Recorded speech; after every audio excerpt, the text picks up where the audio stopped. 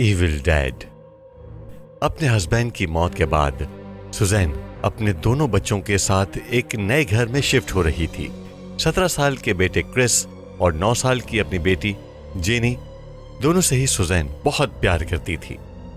Suzanne की बहन Elina और क्रिस के फ्रेंड कैरी भी उस घर की शिफ्टिंग में उनकी मदद करने आए थे। पूरे दिन की मेहनत के बाद सुजैन ने क्रिस और कैरी को सारा एक्स्ट्रा सामान एक बॉक्स में डालकर बेसमेंट में रखकर आने का कहा और वो खुद डिनर लेने के लिए मार्केट चली गई। क्रिस और कैरी ने वैसा ही किया। उन्होंने सारा बेकार सामान 2 डिब्बों में भरा और उसे लेकर नीचे बेसमेंट की तरफ गए।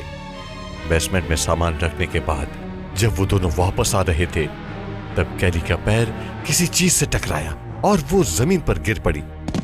तभी उन्हें किसी दरवाजे के खुलने की आवाज आई थी।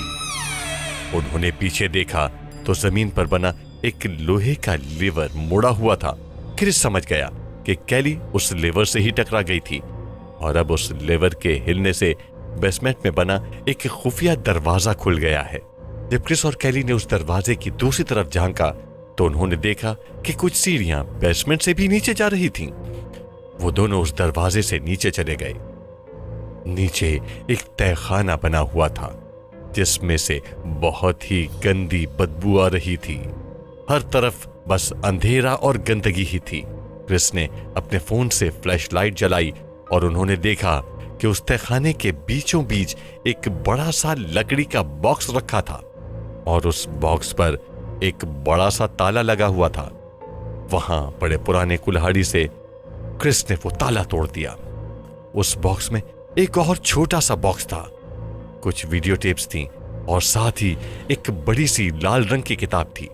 कैली हिस्ट्री की स्टूडेंट थी और इसलिए ये देखते ही वो बहुत खुश हुई। उसे लगा कि वो किताब और वो छोटा सा बॉक्स जरूर बहुत पुराना होगा जिस पर वो एक बढ़िया सा रिसर्च प्रोजेक्ट बना सकेगी। वो दोनों उस बड़े से लकड़ी के बॉक्स को उठाकर ऊपर अपने अपार्टमेंट में ले आए। उस दिन सब बहुत थक गए थे और इसलिए खाने के फौरन बाद ही सब अपने कमरे में सोने चले गए। कैली भी अपने घर के लिए निकल रही थी पर क्रिस ने उससे कहा कि उसके जाने से पहले उन्हें मिलकर उस बॉक्स को एक्सप्लोर कर लेना चाहिए। वो दोनों क्रिस के रूम में गए और उन्होंने बॉक्स में पड़ी उन वीडियो टेप्स को निकाल दिया। क्रिस ने वो टेप्स अपने डैड के पुराने प्रोजेक्टर में लगाईं और चला दी। जैसे जैसे वीडियोस चलने लगीं, क्रिस और कैली की आंखें फटी की फटी रह गईं। उस वीडियो में एक लड़की थी जिसे एक पेड़ से बांधा हुआ था और 2 लोग मिलकर उसे बुरी तरह टॉर्चर कर रहे थे। उस लड़की का बाप भी वहीं खड़ा था और वो लड़की अपने बाप से बार बार मदद की भीख मांग रही थी।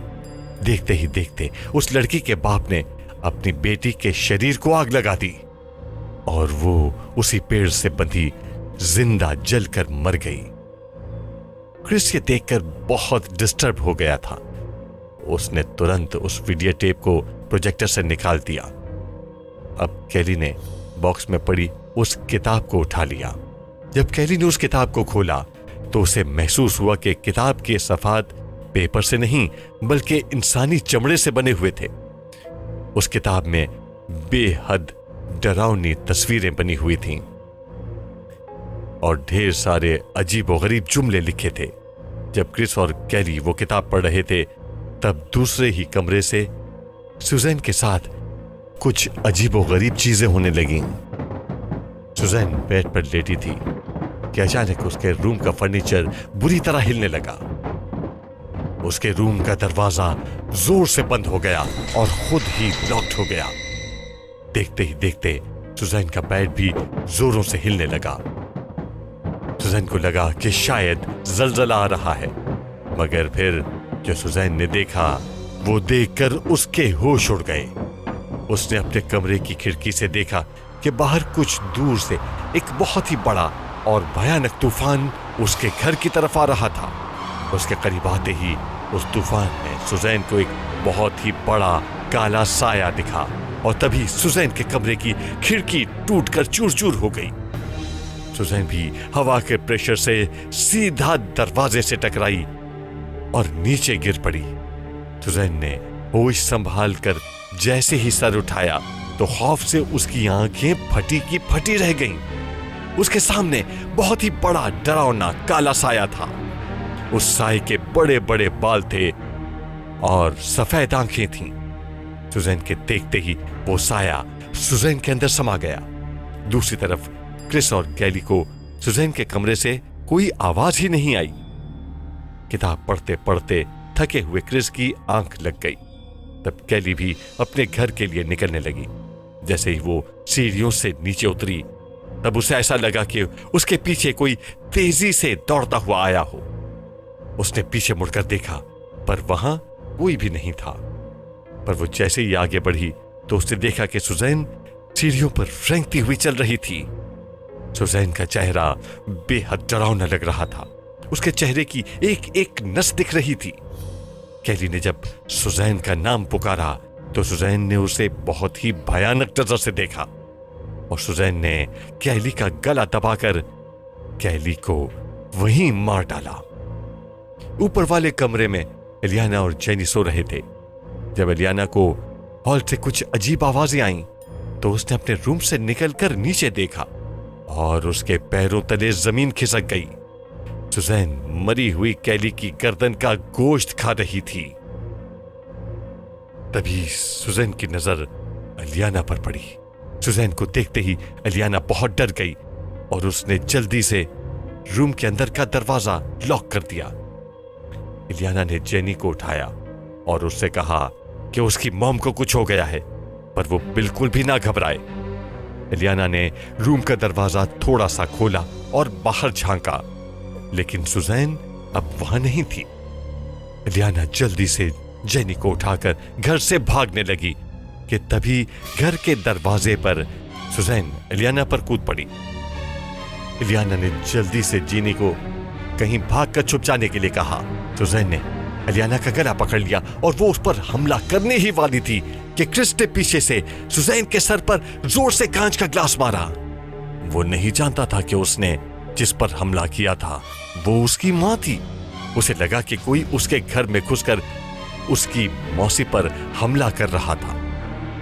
1 मिनट के लिए सुजैन बुखला उठी। उसके सर से खून बह निकला और फिर अचानक उसके मुंह से एक काला साया बाहर निकला और हवा में गायब हो गया। सुजैन एकदम से नीचे गिर गई और उसकी हालत बेहोशी जैसी हो गई। एलियाना को कुछ समझ नहीं आ रहा था कि आखिर ये सब क्या हो रहा है। और तब क्रिस ने एलियाना को उस बॉक्स के बारे में बताया।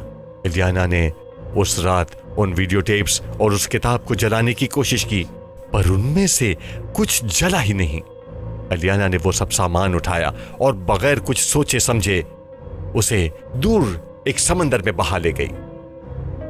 सुजैन को जब होश आया तो वो पहले जैसी ठीक तो थी, पर उसे कुछ भी याद नहीं था।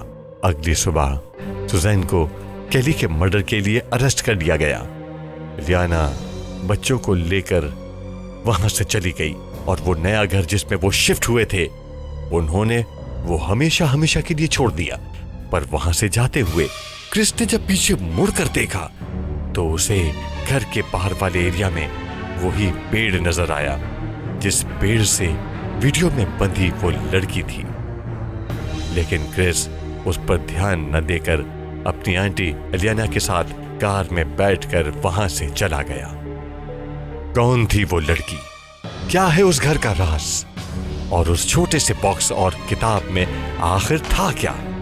जानने के लिए एविल डेड पार्ट 2 देखें।